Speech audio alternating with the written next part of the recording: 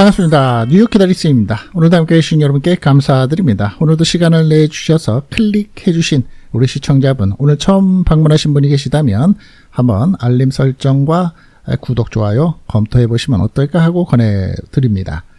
해외에 살고 계시고 이민 생활을 하고 계시는 우리 시청자분들, 지금 현재 계신 곳에서 이 세컨드 랭귀지 잘 되고 계십니까?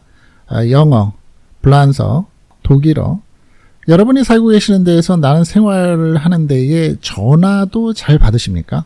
아니면 나는 직접적으로 페이스 투 페이스로 얼굴을 맞대면 잘하는데 전화만 받으면 내가 뭔가 말을 할 수 없는 울렁증을 가지고 계시지는 않으십니까? 자, 오늘 영상의 사연은 미국 생활을 하면서 전화벨만 울리면 손이 떨린다라는 한 60대 이민자의 내용을 함께 사연으로 접해 봅니다. 혼자 이민 생활을 시작하면 나름대로 좀 당당하고 자신감도 쉽게 갖게 됩니다. 그런데 가족이 함께 이민을 시작한다거나 특히 부부관계가 시작을 하는 경우에는 한 사람한테 밀죠. 한 사람은 관공서 서류서부터 세금 고지서, 유틸리티, 나오고 있는 각종 전화빌까지 관리를 하는 사람이 따로 있고요. 다른 한 사람은 그냥 그 사람한테 미룹니다. 또 중요한 서류나 또 관공서 문제, 세금 문제를 우리가 준비를 하고 이것에 대해서 이제 보고를 해야 될 때에는 내가 믿는 사람이 오히려 내가 할게, 이런 경우가 있습니다. 비단 이런 경우도 있죠. 부부 사이가 운전을 할 때는 아직까지는 한국 분들이 남성들이 더 운전을 많이 한다는 거나 비슷하겠죠. 여러분, 혹시 이런 경험이 있으십니까? 전화벨이 울리는데 받기가 무서운 순간. 사실 요즘에 MZ세대들은 하도 SNS나 스마트폰을 보고 클릭 한 번으로 주문을 하고 또 SNS상으로 문자만 열심히 보내다 보니까 요즘에 젊은 MZ세대들 혹은 그 나라, 미국이나 캐나다, 호주, 프랑스 이런 데서 태어난 사람의 아이들조차도 전화 받기를 두려워한다는 얘기들을 많이 합니다. 그만큼 커뮤니케이션의 스타일이나 또 상황이 사람을 그렇게 만든 거죠. 오늘의 이야기는 미국에 살고 있는 60대 한국인 여성의 이야기입니다. 전화벨이 띠리링 띠리링 울립니다. 물론 요즘에 집 전화를 가지고 계시는 분은 별로 없어서 스마트폰으로도 전화가 옵니다. 근데 요즘에 하도 보이스피싱이나 쓸데없는 전화, 한국 같은 경우는 이제 070 전화번호, 또 외국 같은 경우는 080이라든지 888 이런 번호들, 사실 광고라고 생각해서 그건 안 받습니다만 에어리아 코드가 같거나 뭐 02, 070 뭐 이런 전화가 오면 혹시나 무슨 전화인가 해서 받기는 받죠. 그녀는 핸드폰을 바라봅니다. 하지만 바로 받지 못합니다. 그리고 갑자기 손이 떨립니다. 혹시 영어면 어떡하지? 벨은 계속 울리지만 결국 그녀는 전화를 받지 못합니다. 그리고는 혼잣말을 합니다. 아휴, 지가 아쉬우면 나중에 다시 걸겠지. 하지만 그 나중은 대부분 오지 않습니다. 그녀는 나이가 60대 초반입니다. 남편 따라 미국으로 온 지 8년이 되었습니다. 처음에는 이렇게 생각을 했습니다. 애들 키우느라 바빠서 영어 못했지. 뭐 이제 배우면 되겠지. 하지만 현실은 달랐습니다. 나이가 들수록 영어는 더 어렵게 느껴졌고 특히 전화 영어, 이건 완전히 다른 세계였습니다. 그녀는 말을 합니다. 사람 얼굴 보면 조금은 알아듣겠는데 전화는 달라. 표정도 안 보이고 입모양도 안 보이고 그렇다고 다시 물어보기도 어렵고 상대방이 빠르게 말하면 그 순간 머리가 하얘집니다. 쏘리 한 번은 말합니다. 팔든 두 번째도 말합니다. 세 번째부터는 그냥 아무 말도 못합니다. 어느 날 병원에서 전화가 왔습니다. 그녀는 용기를 내서 전화를 받았습니다. 헬로우. 상대방은 빠르게 말을 합니다. 예약 날짜, 시간, 변경, 이것에 대해서 물어보는 상대방의 전화 내용. 뭐 우리 시청자분들도 아시겠지만 요즘에는 전화로 오는 영어들은 굉장히 빠릅니다. 그리고 자기네들이 그 짧은 시간 내에 뭐 이거는 개인정보에 한해서 뭐 녹음이 될 수도 있습니다. 뭐 이 전화 내용으로서 음성의 폭언과 폭력적인 행동에 대한 뭐 그런 분위기는 법으로 뭐 저축이 됩니다. 막 떠들어대죠. 예, 그러니까 상대방들의 전화는 생각보다 좀 빠릅니다. 특히 인종에 따라서는 못 알아듣는 그런 언어도 있습니다. 저 같은 경우도 아직까지 그렇게 오래 살았는데 다른 나라 쪽 특히 젊은 흑인들의 얘기나 또 인도 쪽의 사람들인 경우에 영어를 하면 자꾸 생각을 하게 됩니다. 절반도 이해를 하지 못했습니다. 이 여성분은. 그녀는 그냥 말을 했습니다. 오케이. 그리고는 전화를 끊었습니다. 며칠 후에 병원에 갔습니다. 그랬는데 상대방이 너 오늘 왜 왔냐는 듯이 이야기 오늘 아닌데요? 라고 얘기를 합니다. 그 순간 얼굴이 빨개졌습니다. 사람들이 쳐다보는 것 같았고 간호사의 표정도 도대체 이해가 할 수 없다는 듯이 차갑게 느껴졌습니다. 그녀는 말합니다. 그날 이후로 전화 받는 게 더 무서워졌어요. 그 이후로 그녀는 모든 전화를 남편에게 넘겨버립니다. 병원 예약, 보험 문의, 은행 업무. 하지만 어느 날 남편이 말을 했습니다. 이제는 좀 혼자 해봐야지. 그 말이 왜 그렇게 서운한지, 서운하면서도 마음이 아팠습니다. 속으로 생각했던 걸 결국 내뱉었습니다. 나도 하고 싶지.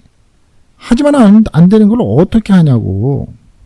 그녀는 그 이후로도 계속해서 점점 사람을 피하게 돼버렸습니다. 전화 올까봐 모르는 번호는 아예 안 받고 병원 예약도 미루고 또 미룹니다. 어느 순간부터는 이런 생각이 들었다고 합니다. 내가 바보가 된 것 같아요. 한국에서는 당당하게 살던 사람이었습니다. 시장도 보고 이웃과 수다도 떨고 은행 일도 척척 처리하던 사람이었는데 지금은 전화 한 통도 혼자 못 받는 사람이 되어 있었습니다. 어느 날 집에 혼자 있던 날이었습니다. 전화벨이 울렸습니다. 그녀는 또 받지 못했습니다.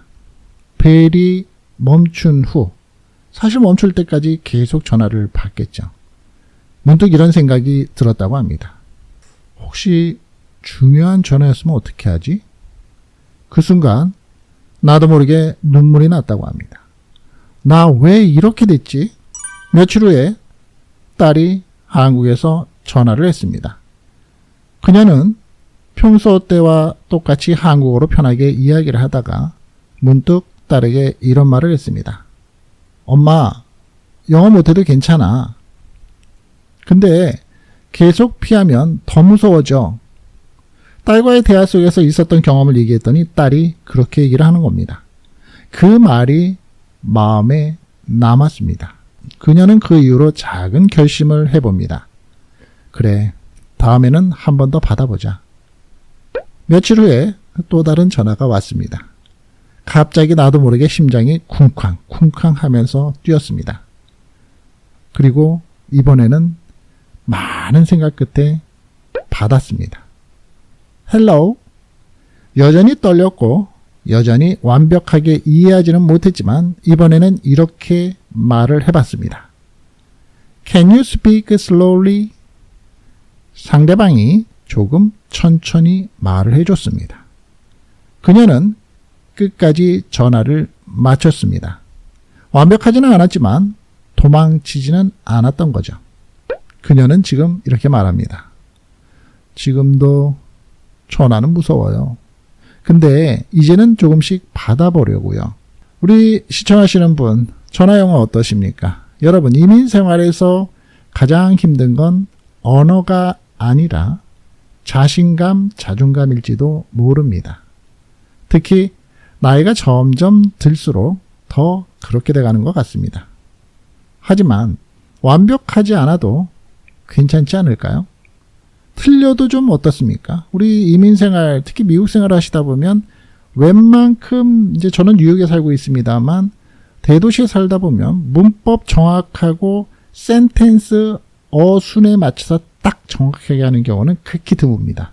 비즈니스나 상급 영어를 써야 되는 아주 중요한 자리가 아니고서는 대부분은 약어 혹은 내가 원하는 단어만 얘기를 해도 어느 정도 의사소통에 문제는 없습니다. 그리고 상대방들도 그렇게 얘기합니다. 때로는 그렇게 얘기하는 것을 멋있게 보이는 듯하게 스무스하게 얘기를 하려고 하는 게 대부분의 해외에서 이민자들의 모습입니다. 그리고 못 알아들으면 차라리 솔직해지고 못 알아들으면 못 알아듣는다고 하면 상대방들이 천천히 얘기를 해주거나 다시 한번 그에 대한 설명을 자세히 해주는 경우도 많습니다. 때때로는 그러죠. 지가 아쉬우니까. 그렇죠? 중요한 건 우리가 이민 생활을 하면서 해외 생활을 하면서 도망치지 않는 겁니다. 특히 나이가 들수록 더 그렇습니다. 저도 처음에 서두에 말씀드린 것처럼 미국 생활을 한국에서 직장 생활을 하다가 미국에 와서 시작을 하면서 강의를 들으러 수업을 갔는데 20대 후반의 흑인 교수가 강의를 시작하더군요. 계단식 강의실에서 수업을 받는데 정면으로 보이는 교수의 말을 하나도 알아듣질 못했습니다. 거의 그 교수의 언어 스타일은 래퍼였습니다. 수업을 몇 달이나 들어야 되는데 도대체가 수업의 내용도 어렵지만 이 말을 알아듣지 못하는 제 자신이 너무나 화가 났습니다.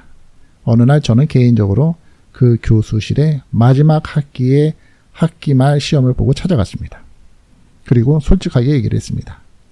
교수님, 제가 교수님의 강의를 너무너무 듣고 싶어서 제일 먼저 등록을 했고 수업 시간을 단 한 번도 빠지지 않았습니다.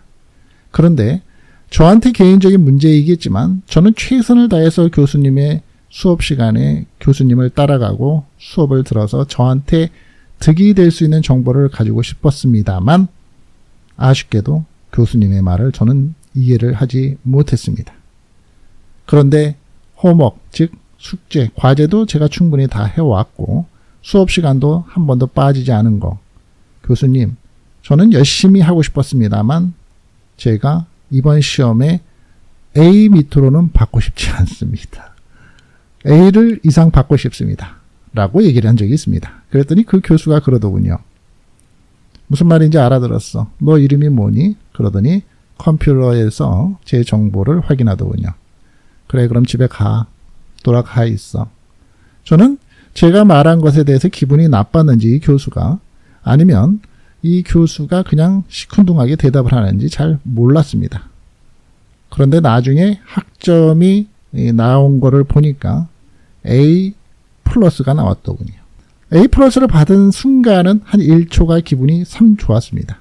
그런데 가만히 생각을 해봤습니다. 이 교수가 나한테 왜 A 플러스를 줬을까? 그 래퍼 같은 스타일로 강의를 하고 수업을 하던 이 교수가 도대체 나한테 왜 A 플러스를 줬을까? 생각을 해보고 아무리 생각을 해봐도 답이 나오지 않았습니다. 근데 이민 생활을 오래 하다 보니 제 결론은 지금 그렇습니다. 사람 사는 관계는 다 똑같은가 보다. 마음을 열어놓고 진심을 다하니 상대방은 알아주나 보다. 혹시 지금 전화가 무서우신 분 계십니까? 괜찮습니다. 우리 시청자분만 그런 게 아닙니다. 그리고 오늘 한 통을 받으셨다면 그건 이미 여러분은 전화를 받으셨기 때문에 큰 용기입니다. 오늘 영상도 꼭 도움이 되셨기를 바라고요. 오늘 내용이 도움이 되셨다면 처음 방문하신 분들 구독, 좋아요, 알림 설정 한번 고려해 보시기 바라겠습니다. 다음 시간에 또 찾아뵙겠습니다. 감사합니다.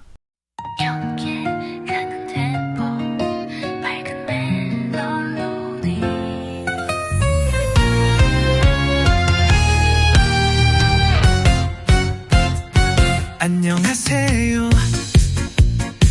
기다리 쌈이에요. 뉴욕 하늘 아래에서 전해드려요. 정보 한 줌, 시사 한 컵, 상식은 듬뿍 같이 나눠요. 우리 함께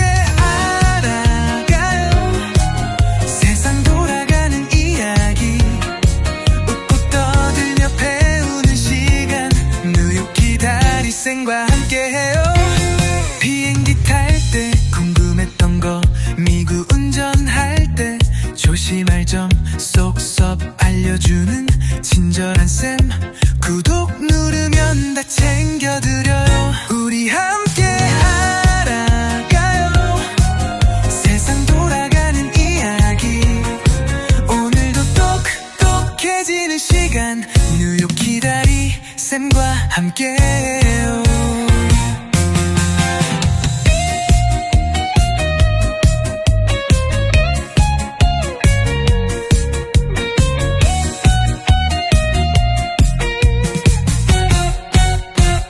정보, 시사, 생활의 팁 모두 다 함께해요.